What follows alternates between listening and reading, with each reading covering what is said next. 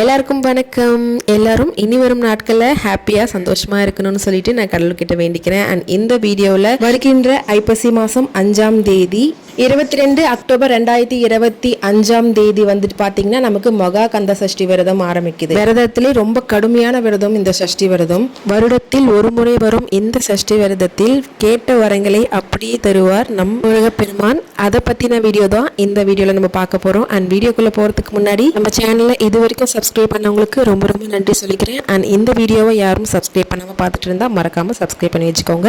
இப்போ வாங்க வீடியோக்குள்ளே போகலாம். முதல்ல மகா கந்த சஷ்டியானது எப்போ தொடங்குதுன்றதை நம்ம பார்த்துடலாம்.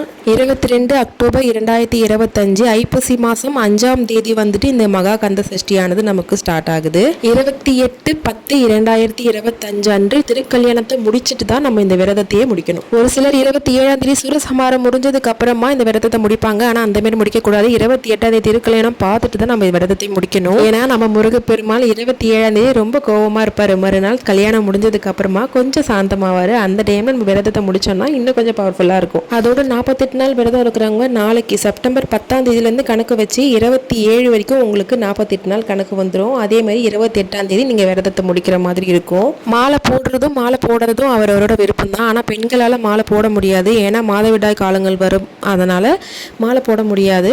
48 நாள் பூஜை பண்ணணும். ஆனால் மாதவிடாய் டைம் எப்படி நாங்கள் பூஜை பண்ணுறது அப்படின்னு கேட்டிங்கன்னா உங்களுக்கு 48 நாள் கணக்கில் உங்களுக்கு அந்த டைமில் பூஜை பண்ணக்கூடாதுன்னா எதுவுமே கிடையாது.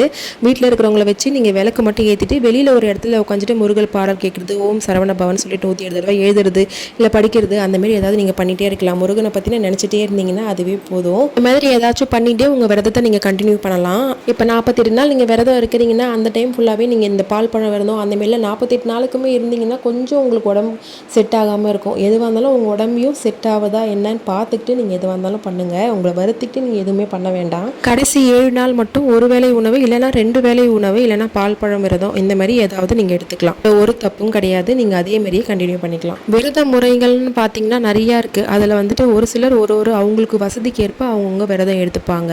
இந்த விரதம் தான் இருக்கணும், அந்த விரதம் தான் இருக்கணும்னு கிடையாது. உங்களுக்கு எது சரியாக வருமோ, உங்களால் என்ன முடியுமோ அந்த விரதம் மட்டும் இருந்தால் போதும். அதில் முதல்ல வந்து 2 வேளை உணவு எடுத்துக்கிட்டு ஒரு வேளை மட்டும் நீங்கள் ஒரு சிலர் வந்து விரதம் இருப்பாங்க. அதுவே ஒரு சிலர் பார்த்தீங்கன்னா ஒரு வேளை மட்டும்தான் உணவு எடுத்துப்பாங்க. மீதி 2 வேளையுமே விரதமாக இருந்துருவாங்க. காலையில் தான் சாப்பிடாம இருக்கணும், மதியம் தான் சாப்பிடாம இருக்கணும், நைட்டு தான் சாப்பிடாம இருக்கணும், அப்படி கிடையாது. உங்கள் வசதிக்கு ஏற்ப இப்போ வந்து காலையில் மதியம் நீங்கள் சாப்பிட்டீங்கன்னா நைட்டு விரதம் இருந்துக்கலாம். இல்லை நைட்டு நான் சாப்பிட்டு தான் படுக்கணும், இல்லைனா எனக்கு செட் ஆகாது அப்படின்னா நைட்டு நீங்கள் சாப்பிட்டுக்கோங்க. மதியம் காலை இந்த எந்தாவது ஒரு வேலையில் நீங்கள் விரதமாக இருந்துக்கலாம். அடுத்த விரதம் பார்த்தீங்கன்னா பால் பழம் விரதம். பால் பழம் மட்டும்தான் சாப்பிடணும். அதை தவிர அரிசி பருப்பு அந்தமாரி ஐட்டம்லாம் எதுவுமே சாப்பிடக்கூடாது. நெய்வேத்தியமாக இப்போ முருகருக்கு 1 டம்ளர் பால் வைக்கிறீங்கன்னா அந்த 1 டம்ளர் பால் எடுத்துக்கோங்க. அதுக்காக பால் பழம் ஒரே ஒரு வேலையை தான் சாப்பிடணும்னு கிடையாது. காலையில் ஒரு ஆப்பிள், மதியம் ஒரு ஆரஞ்சு, ஈவினிங் போல் ஒரு மாதுளை, அந்தமாரி ஏதாவது ஒரு ஃப்ரூட் மட்டும் எடுத்துக்கோங்க. ரொம்ப வயிறு நிறைய சாப்பிடக்கூடாது. விரதமானது கரெக்டாக இருக்கணும். ஈவினிங் போல் 1 டம்ளர் பால் எடுத்துக்கோங்க. இதே போலவே 7 நாள் விரதமும் நீங்கள் கண்டினியூ பண்ணிக்கணும். பால் பழம் விரதம் இப்படி தான் இருந்துக்கணும். ஒரு வேளை மட்டும்தான் பாலும் பழமும் சாப்பிடணும், மீதி ஃபுல்லாகவே சாப்பிடக்கூடாது அப்படின்லாம் கிடையாது. காலையில் 1 டம்ளர் பால் எடுத்துக்கோங்க. இல்லைனா ஈவினிங் 1 டம்ளர் பால் எடுத்துக்கோங்க. காலையில் ஒரு ஆப்பிள், மதியம் ஒரு மாதுளை, ஈவினிங் போல் ஒரு ஆரஞ்சோ இல்லை மறுபடியும் ஒரு பனானாவோ ஏதோ ஒன்று எடுத்துக்கலாம். உங்கள் இஷ்டம் தான் அது. அடுத்த விரதம் பார்த்தீங்கன்னா இளநீர் விரதம். இதுதான் ஒரு கஷ்டமான விரதம் தான் சொல்லலாம். இளநீர் மட்டும்தான் குடிக்கணும். அதை தவிர வேறு எதுவுமே சாப்பிடக்கூடாது. அரிசி பருப்பு காய்கறி அந்தமாரி எதுவுமே சேர்த்துக்கூடாது. 7 நாள் விரதத்துலையும் வெறும் இளநீர் மட்டும்தான் குடிக்கணும். அதோட நிறைய பேருக்கு ஒரு கன்ஃபியூஷன் இருக்கும். இளநீரில் இந்த வழுக்கையும் சேர்த்து சாப்பிட்லாமான்னு சொல்லிட்டு அதுவுமே தாராளமாக சாப்பிட்லாம், தப்பே கிடையாது. இளநீர் மட்டும்தான் எடுத்துக்கணும். அதை தவிர வேறு எதுவும் சாப்பிடக்கூடாது. அதோட ஒரு முக்கியமான விஷயம் என்னன்னா எல்லா விரதத்துலையுமே தண்ணீர் குடிக்கலாமான்னு சொல்லிட்டு நிறைய பேருக்கான கேள்வி இருக்கும். தண்ணீருக்கு தீட்டே இல்லைன்னு சொல்லுவாங்கல்ல, அந்த மாதிரி தண்ணி எவ்வளோ வேணால் குடிக்கலாம். தண்ணி குடிக்கிறதுல தப்பே கிடையாது.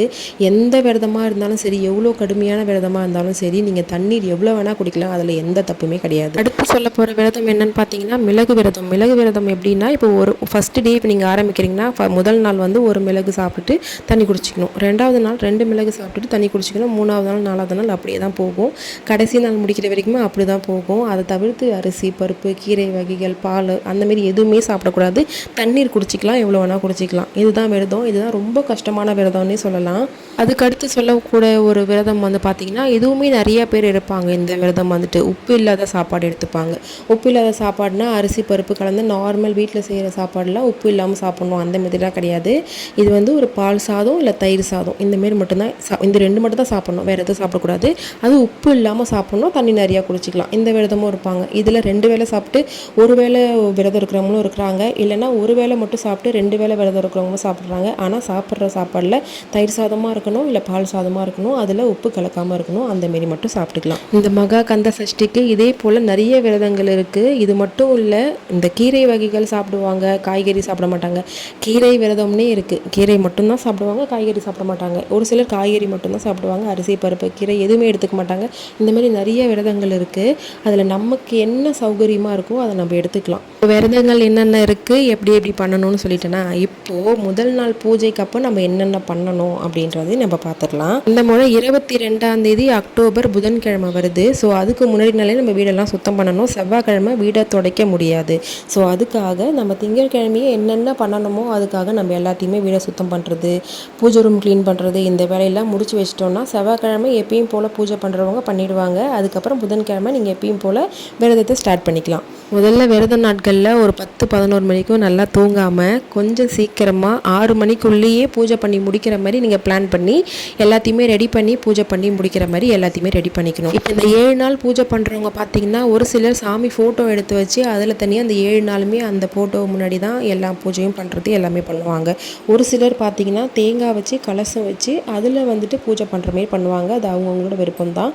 உங்களுக்கு எது இஷ்டமாக இருக்கோ அதை நீங்கள் பண்ணிக்கலாம். கலசம் ரெடி பண்ணி பண்ணுற மாதிரியாக இருந்தால் ஒரு பித்தளை சொம்பு எடுத்துக்கோங்க. அதில் தண்ணி நிரப்பிட்டு அதில் மங்களகரமான பொருள் எல்லாத்தையுமே போட்டுக்கோங்க. மாயில போட்டுக்கோங்க. அதுக்கு மேலே தேங்காய் வச்சுட்டு அதுக்கு மேலே பூ வச்சுட்டு அதில் நீங்கள் வந்து விரதத்தை ஆரம்பிக்கலாம். விரதத்தை ஆரம்பிக்கிறதுக்கு முன்னாடி நீங்கள் சாமிக்கு என்ன நெய்வேத்தியம் வைக்கணும் அப்படின்றது டவுட் இருக்கும். எதுவுமே நீங்கள் வந்துட்டு இப்போ விரதமாக இருக்கிறீங்க, இப்போ 2 வேளை உணவு எடுத்துக்கிறீங்கன்னா உங்களுக்கு ஏதாவது ஸ்வீட்டோ அந்த மாரி தான் செஞ்சு வச்சு சாமிக்கு நெய்வேத்தியமாக பண்ணிவிட்டு நீங்கள் அதை எடுத்துக்கலாம். ஒரு சிலர் பால் பழ விரதம் தான் எடுப்பாங்க. அந்த டைமில் இதை சாப்பிட முடியாது அப்படின்னா ஒரு சிலர் பால் பழ விரதம் இருக்கும்போது அந்த பிரசாதத்தை கொஞ்சமாக எடுத்துப்பாங்க. ஒரு சிலர் வந்து எடுத்துக்க மாட்டாங்க. அந்த எதுவுமே நீங்கள் கன்ஃபியூஷனே இல்லாமல் நீங்கள் வந்துட்டு பால் ஒரு டம்ளர் பாலில் தேன் கலந்து வச்சுக்கோங்க, இல்லை வெற்றிலை பாக்கு வாழைப்பழம் வச்சுட்டு நீங்கள் அதை நெய்வேத்தியமாக பண்ணி பூஜை பண்ணிக்கலாம். முதல் நாள் பூஜை பண்ணும்போது ஒரு மணப்பளவை எடுத்துக்கோங்க. மணப்பளவையில் சிவப்பு கலர் துணி இருந்தால் அதை விரிச்சுக்கோங்க, இல்லைனா வெள்ளை துணி கூட விரிச்சிக்கலாம். முருகர் சிலையோ இல்லை ஃபோட்டோவோ இல்லை கலசமோ என்ன வைக்கிறீங்களோ வச்சுக்கிட்டு அது பூ வச்சு அலங்காரம் பண்ணி நெய்வேத்தியம் பண்ணி நீங்கள் பூஜை பண்ணிக்கோங்க. பூஜை பண்ணுறதுக்கு முன்னாடி காப்பு கட்டி தான் இந்த விரதத்தை இருக்கணும். ஸோ அதுக்காக ஒரு வெள்ளை நூலில் மஞ்சள் தடவிக்கோங்க, இல்லை விரலி மஞ்சள் இருந்தால் கூட அதை நீங்கள் சேர்த்தே கட்டிக்கலாம். கட்டிட்டு பூஜைலாம் முடிச்சதுக்கப்புறமா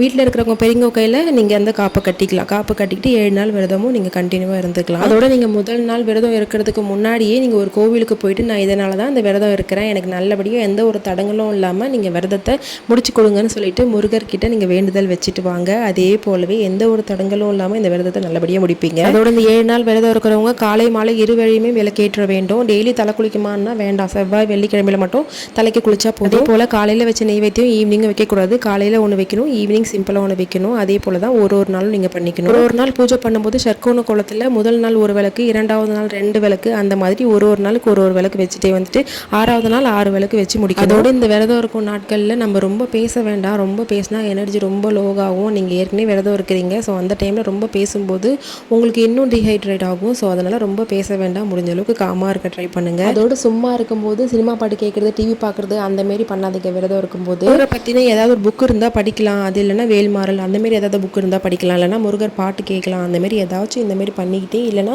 ஓம் சரவண பவன்றது ஒரு நோட் வச்சு எழுதிக்கிட்டே இருங்க, இல்லைனா மனசுக்குள்ளே சொல்லிகிட்டே இருங்க. இந்தமாரி ஏதாச்சும் ஒன்று பண்ணிக்கிட்டே இருக்கணும். அதோட ஒரு முக்கியமான விஷயம், ப்ரெக்னெண்ட்டாக இருக்கிறவங்க, குழந்தைக்கு பால் கொடுக்குறவங்க வந்துட்டு இந்த விரதம் இருக்கணுமான்னு கேட்டால் கண்டிப்பாக வேண்டாம். அது உங்கள் ஹெல்த்துக்கு செட் ஆகாது. ஸோ அதனால் முடிஞ்ச அளவுக்கு நான்வெஜ் மட்டும் அவாய்ட் பண்ணிவிட்டு இந்த விரதத்தை நீங்கள் மேற்கொள்ளலாம், தப்பு கிடையாது. எனக்கு தெரிஞ்ச எல்லாத்தையும் இந்த வீடியோவில் சொல்லியிருக்கேன்னு நினைக்கிறேன். அண்ட் நல்லபடியாக முருகர்கிட்ட உங்கள் வேண்டுதலை வச்சு நல்லபடியாக இந்த விரதத்தை ஸ்டார்ட் பண்ணி முடிங்க. முருகர் அருள் அனைவருக்கும் கிடைக்கட்டும். இந்த வீடியோ பிடிச்சிருந்தா லைக் பண்ணுங்கள், சேனலை மறக்காமல் சப்ஸ்கிரைப் பண்ணி வச்சுக்கோங்க. நெக்ஸ்ட் ஒரு வீடியோவில் பார்க்கலாம்.